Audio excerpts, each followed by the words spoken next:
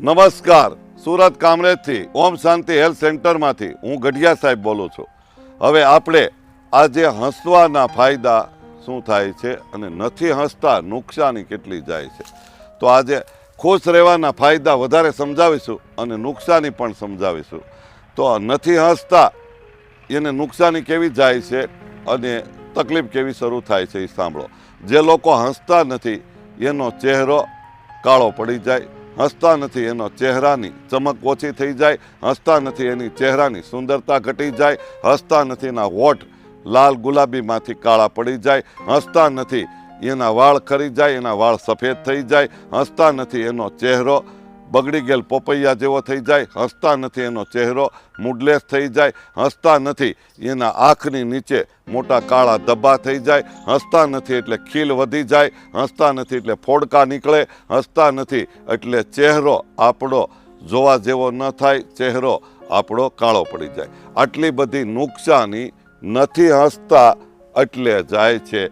તો તમે મને કહો, હસવા ન હસીએ તો આટલી નુકસાની જાય, તમે સમજી ગયા હોય તો આપણા આ યુટ્યુબ આપણે વિડીયામાં કોમેન્ટ સારી કરજો કે ખરાબ કરજો. પછી નથી હસતા એટલે બીજી નુકસાની બતાવું છું. પહેલી નુકસાની આપણા ચહેરા ઉપર જાય. બીજી નુકસાની નથી હસતા એટલે આપણા શરીરની અંદર દરેક પ્રકારની બીમારી પ્રવેશ કરી જાય છે. ને પ્રવેશ કરેલી બીમારી કોઈ દી બહાર ન નીકળે. એટલે નથી હસતા એટલે બીમારી અનેક પ્રકારની આવે છે. તમે હસતા નથી અને મોઢું ચડાવો છો તો તમે ધંધા રોજગારમાં કોઈ દી સફળ ન થાવ અને ધંધા રોજગારમાં તમે કોઈ દિવસ પ્રગતિ ન કરો અને બરકત ન મળે. નથી હસતા એટલે આટલી બધી નુકસાની જાય છે. નથી હસતા એટલે તમારા ભાઈબંધ દોસ્તારો તમારી સાથે સંપર્ક ન કરે, તમારી સાથે કોઈ ન બોલે, સારો વ્યવહાર ન કરે. નથી હસતા એટલે આપણી સાથે કોઈ બોલે નહીં અને કોઈ આપણી સાથે વાત ન કરે. આટલી બધી નુકસાની આપણે ખાલી નથી હસતા એટલે કરી છે. એટલે કહેવાય છે દુનિયાનું મોટામાં મોટું સારું અને ટોનિક અને સસ્તામાં સસ્તું ટોનિક હોય અને સારામાં સારી શક્તિશાળી એક સરસ મજાની આ દવા હોય તો એક જ દવા છે, હસતા રહ્યો હસાવતા રહ્યો. તો હસવાના હવે ફાયદા સાંભળી. હસતા રહેવાથી આપણો ચહેરો ખૂબ ખીલે છે, હસતા રહેવાથી થાક ન લાગે, હસતા રહેવાથી ટેન્શન દૂર થઈ જાય, હસતા રહેવાથી કોઈ દી માથું ન દુખે, હસતા રહેવાથી ડિપ્રેશનમાંથી બહાર નીકળી જવાય, હસતા રહેવાથી ધંધા રોજગારમાં સફળતા મળે, હસતા રહેવાથી આપણું શરીર આખું શરીર તંદુરસ્ત રહે, પાવરફુલ રહે, હસતા રહેવાથી આનંદ આવી જાય, જલસો પડી જાય, મજા પડી જાય. એટલે મારો શબ્દ છે, જો તમારે કોઈ પણ જામ રસ્તા છે, ધંધામાં જામ રસ્તો છે, શરીરમાં આખું શરીર જામ થઈ ગયું છે, તો ઊંધો અક્ષર કરી નાખો, મજા કરો, હસતા હસતા રહ્યો અને જલસો પડી જાય. તો હસવાથી બહુ ફાયદો થાય છે. ચહેરાની ચમક વધી જશે. હસતા રહેવાથી તમારી નવી યુવાની ઉત્પન્ન થાય છે. કોઈ પણ માણસ તમે જોજો હસતો હશે ને એના સફળ કામ બહુ થાય છે. હસતા રહેવાથી દરેક ક્ષેત્રમાંથી આપણને સફળતા મળે છે. હસતા રહેવાથી આપણને એસિડિટી ગેસ ચોથા દિવસે બંધ થઈ જાય છે. એટલે અત્યારે મને એક ભાઈ વાત કરતા હતા કે એસિડિટીનું કાંઈક બતાવો ને, તો મારા ગુજરાતી ભાઈ બહેનો અત્યારે 60થી 70% એસિડિટીને ગેસના પેશન્ટ બની ગયા છે. શું કામે? બેઠા બેઠા ટેન્શન લે છે, બળતરા કરે છે, મોઢું બગાડે છે અને હસતા નથી. તો તમે ખખડાટ એક દિવસની અંદર 4 વખત દાંત કાઢી લો અને 4 દિવસ દાંત કાઢશો એટલે તમને એસિડિટી ઓછામાં ઓછી ચોથા દિવસે 60-70% તો એમને બંધ થઈ જશે. ટીકડી ન લેવાય, ખાલી હસાય. ખખડાટ હસી લેવાનું. હસવાથી પાચન તંત્ર તેજ થઈ જાય, હસવાથી એટેક કોઈ દી ન આવે, હસવાથી પેરેલિસિસનો આંચકો કોઈ દી ન આવે.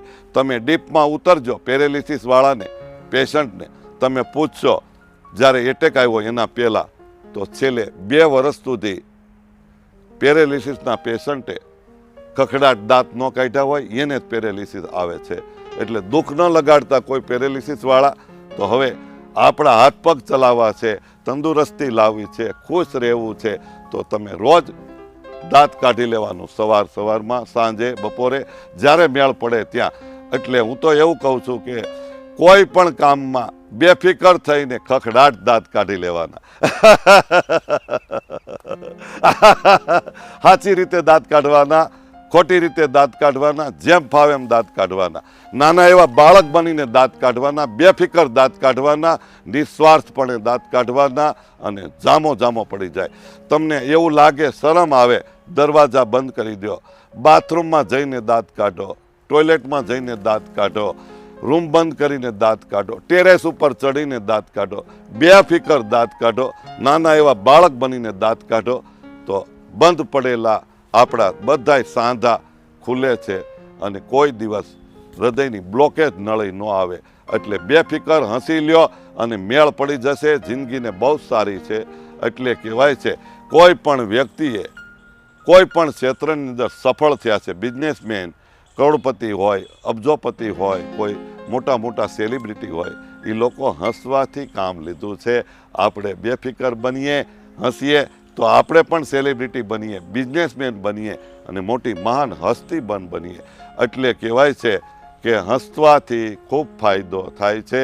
એટલે હું એવું કહું છું ઘણી વખત, પહેલે ઇસ્तेमाल કરે ફિર વિશ્વાસ કરે.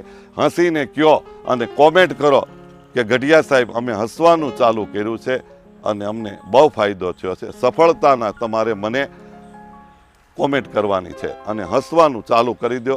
રોજ દિવસમાં કમસે કમ બધાય કામ છોડીને ખખડાટ હસી લેવાનું. હું આ બોલું છું એટલે મને બહુ હસવું આવે છે, કારણ કે મને એવું કામ કરવું ગમે છે કે લોકોની નારાજગી દૂર કરવી, લોકોના ઉપર સ્માઇલ લાવી.